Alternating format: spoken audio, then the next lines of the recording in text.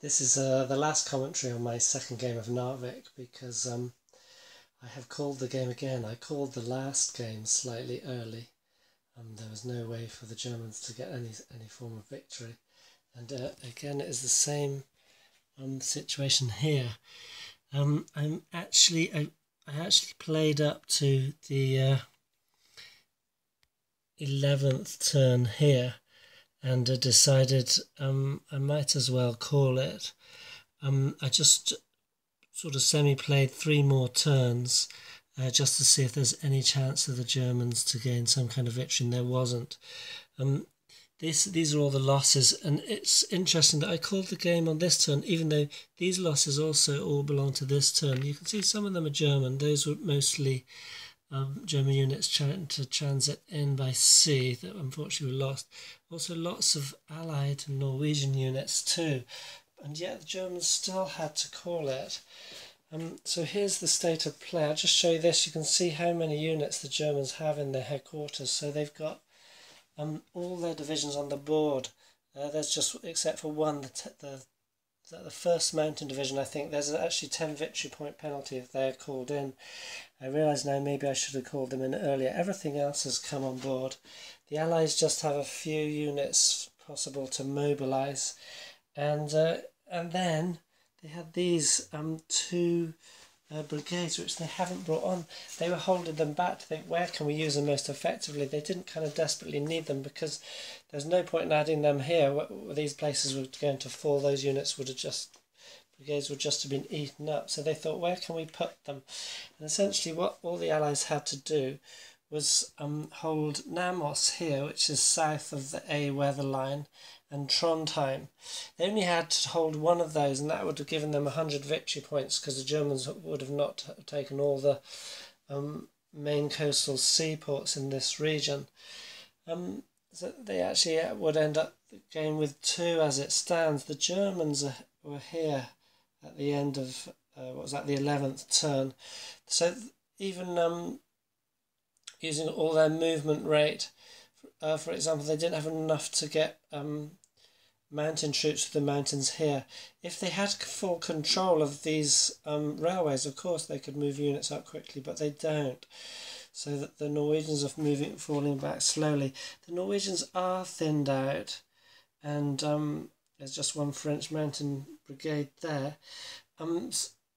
If the Germans were lucky and took out these with the defender eliminated results, it would still take a while for them to get all their forces up to here. They might be able to take Trondheim and what's this one, Aldenense something as well, but they would never manage to get through to Namos.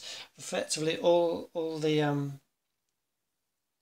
Norwegians and Allied had to do was kind of set up their units like this. So even if that unit's eliminated, they've got a backstop, and then get another unit behind that, and then so the Germans are only moving up a hex at a time through here, and then they've only got the mountain troops to manoeuvre, and they've only just got some more mountain troops on. So the Germans should have brought the mountain troops on quicker to circumvent the stopgaps up these valleys.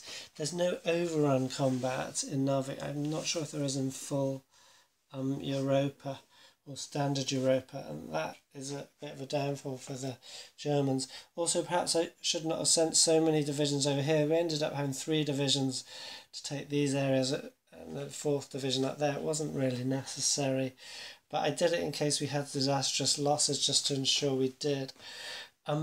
But the cruncher really was here, and you see those last sort of semi-turns that I played out. Essentially all I did was I played out the 6 German mountain brigades there to see if they could survive.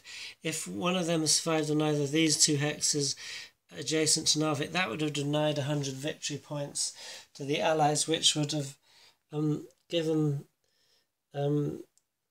with sort of no other losses, we're on 31 victory points, so that would have been 131 victory points you can see a marginal Allied victory. If the Germans had managed to inflict more losses on the Allies in those ensuing game turns, it might have been worth continuing, but the way it was with this French brigade and more mountain troops of the Norwegians there, that those troops just couldn't hold out, and so the Germans again lost.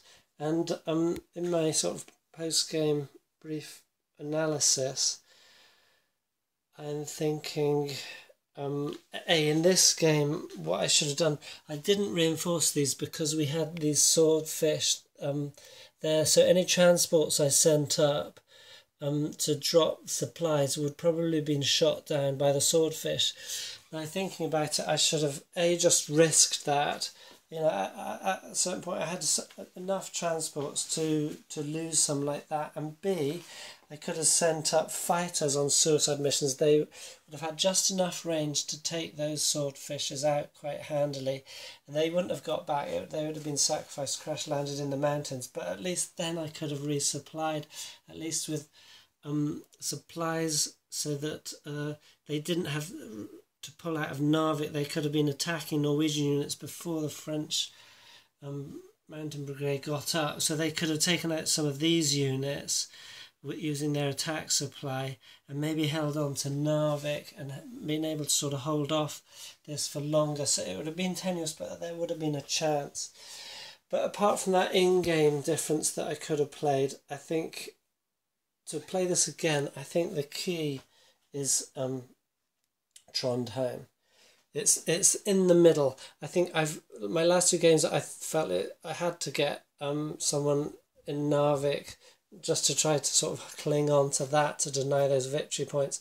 I think that is a mistake. I also, because in the end you just can't hold. The Allies can send enough to definitely remove a tenuous force there. I also have concentrated on building up around Oslo, and that I think is a mistake because the breakout is just too slow.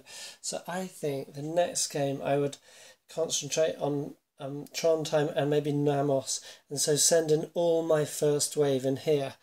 The second wave would come in around here, so we would have a toehold there.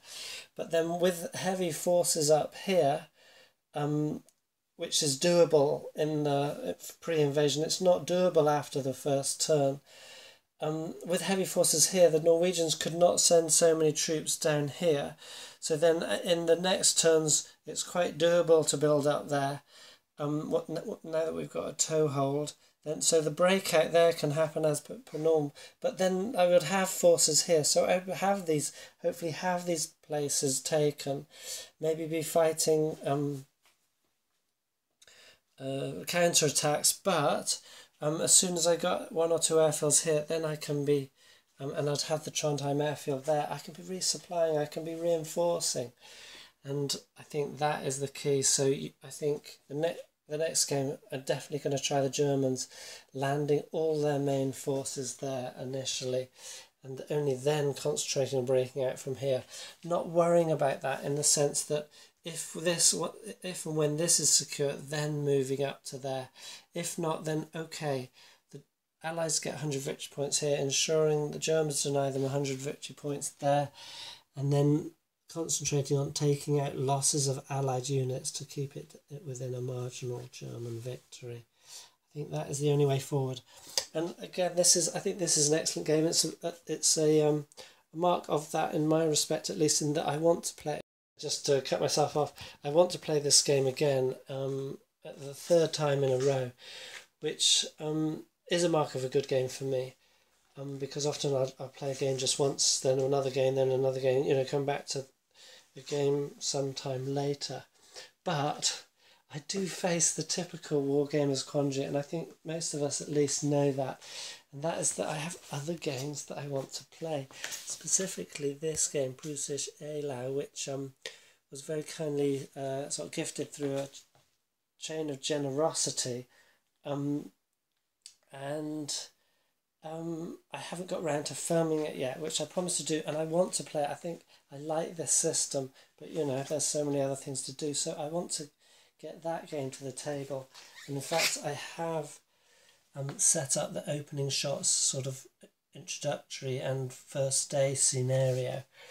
So it looks like that will be next. But also on the boil I have this, Bernard Cornwell's Waterloo.